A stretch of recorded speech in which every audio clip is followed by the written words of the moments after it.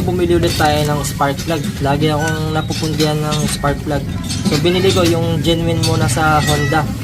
So yung code niya, ito. And screenshot nyo na lang. CPR8EA9.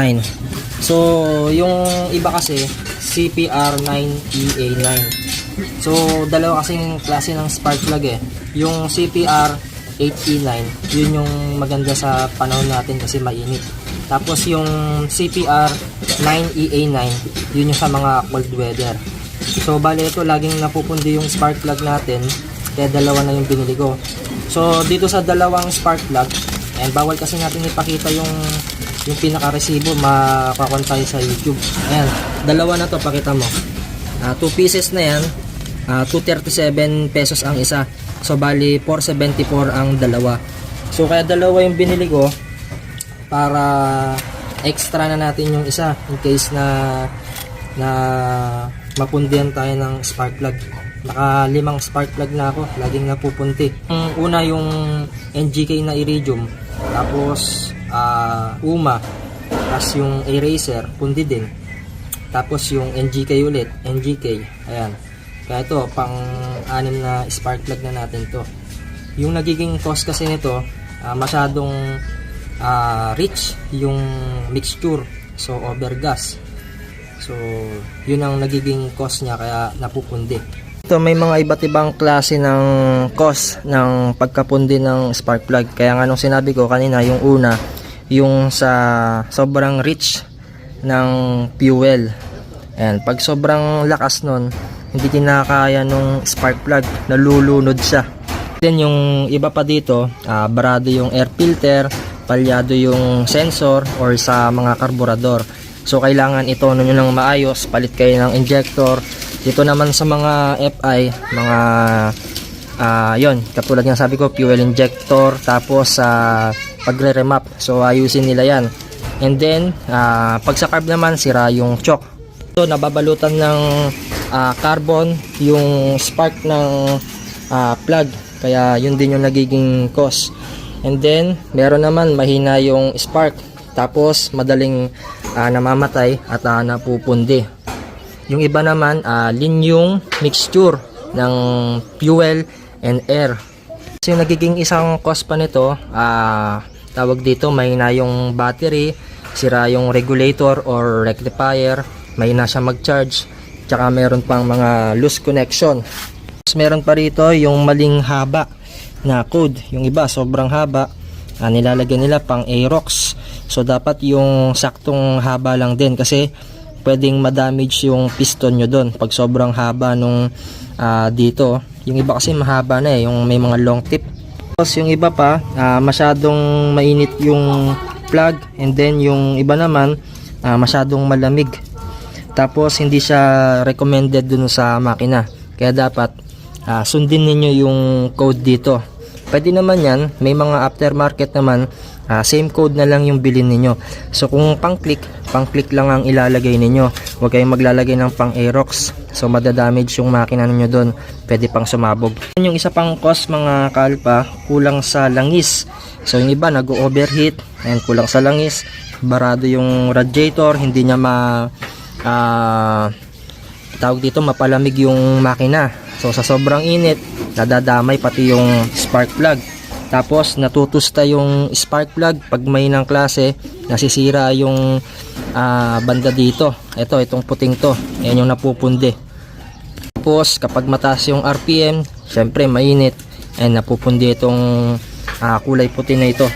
Tapos yung iba pa, yung langis pumapasok dun sa combustion chamber, nawawarn yung piston ring. And then yung iba, nasisira yung valve seal pag may tagas. Ayun, yun yung nagiging isang cause din. Dito sa pag-install, kailangan saktong-sakto lang yung paghigpit, hindi rin kailangan na maluwag, kasi tawag dito, may pumapasok na hangin tsaka yung kuryente hindi diretso dun sa combustion chamber. Then bigyan ko pa kayo ng tips sa mga signs na papunta na sa papundi yung spark plug. So unang una rito, mahirap mag-start, tapos putol-putol yung andar, yan, pumupugak, And then umuusok yung tambutso. Okay naman yung valve seal ninyo, walang tagas, hindi nagbabawas ng langis. Tapos malakas pa sa gas. Yun din yung nagiging isang cause nun. And then bigla na lang namamatayan ng makina, hindi nyo na na-start kahit na punasan nyo na yung tip nito. Kasi pag inopen nyo yan, pag overgas kayo, basa-basa yan, itim-itim yan dito. So yun ang magiging dahilan. Kahit punasan mo yan, sunugin mo ng lighter, papundi na siya. Yun lang yung mga tip natin dito sa spark plug, no? Sana meron tayong naibahagi na konting tulong tsaka idea. So sa mga nakaklik, ang recommended ko sa inyo na bibili ninyo yung CPR 8E9. So iwan ko na lang yung link dyan sa description box tsaka sa pin comment pagka gusto ninyong bumili ng genuine na ganito. So yung iba kasi peke lang, nasa worth 100 pesos lang. So ganito na lang yung bilhin ninyo. Pero kung kargado kayo, pwede na yung iridium. So kailangan nyo ng mas malakas na kuryente. So konti lang naman din yung naidadagdag nun sa performance. Pero ako, try ko muna tong genuine. So ito, ikakabit na rin natin ito. Napundi kasi yung yung spark plug kagabi. Kaya ito, magre-reserva na lang ako. Tapos siguro idada na lang din natin sa tuning. Hindi ko na siya papa-overgas. Ayan, so dito yung stock na tools niyo lagi nyong dalhin, tapos lagi kayong magdala ng spark plug, lalo na kung malayo kayo. Pero kung all stock ka, pakampante ka, okay lang yan. Kahit na tatagal yan ng 3 taon, 5 taon. Pero kung ako sa inyo, every 3 years palit kayo sa mga all stock. Pero sa mga kargado kasi, lagi akong nagdadala eh. So yan din yung nagiging isang cause. Baka tumirik yung motor ninyo, hindi nyo mapandar. Lagi nyo dalhin yung stock tools, tas yung pang tanggal, pang kapit. So saktong higpit lang. Ayan.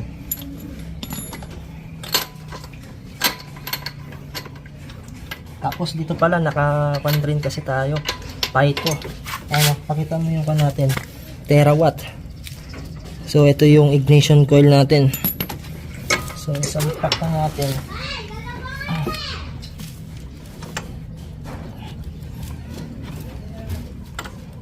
And kailangan yung spark plug cap i-push nyo pa siya. Ayan, ganyan lang yung simple sa pagkalagkabit, madali lang. So lagi nyo lang idalhin to, tapos pili na lang kayo ng extra.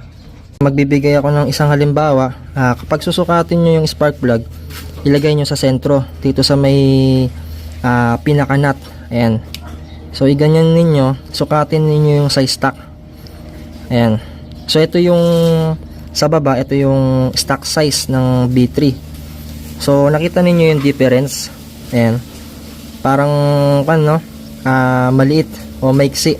Ito kasing sa isa, wala siyang pinakakawit dito. Pero kung mapapansin ninyo, halos same size lang sila, 'di ba? Oh, ganyan magsukat ng spark plug. Yung iba kasi, hawakan mo ng aking i-ikuan natin. Yung iba kasi dito, yung pang Aerox, humahaba hanggang dito yung long tip. So huwag kayong maggaganon. Kailangan stock size lang yung bibilhin ninyo. Dito walang problema dito sa banda dito eh. Kasi ito aftermarket na to. Ini-improve nila yung kulay puti na to. And ewan ko anong tawag dito sa kulay puti na to. Comment down below kung anong tawag dito. Ito natin. Pagka malamig pa yan kasi kagabi nasik na ako eh. Ayan o. Wala akong kabutyo hindi pa mainit lang. Ayan, start na natin.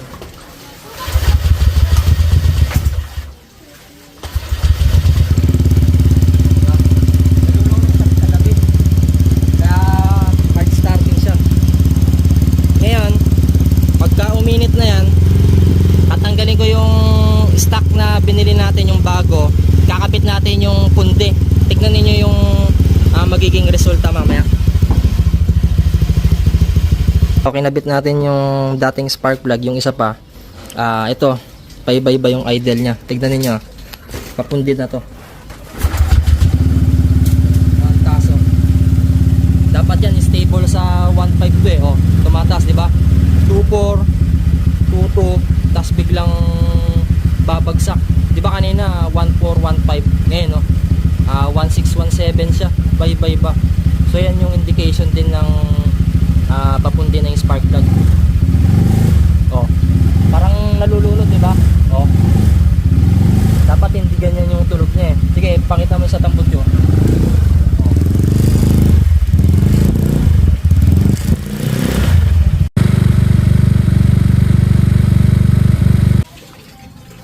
So dito naglagay pa ako ng isang pundi na spark plug. Tignan niyo, ayaw na niyang umandar.